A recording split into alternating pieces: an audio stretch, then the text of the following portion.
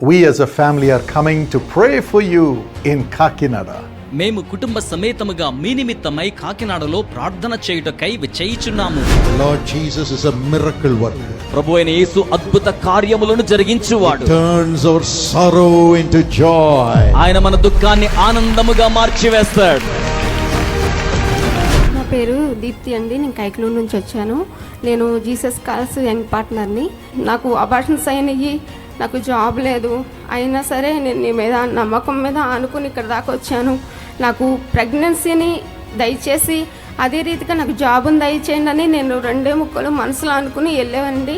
వెళ్ళిన తర్వాత వన్ మంత్కి కన్సీవ్ అయ్యాను. కన్సీవ్ అయ్యాక 9th మంత్ నాకు వచ్చేసరికి జాబ్ వచ్చింది సార్. నేను హాస్పిటల్లో చేస్తాను.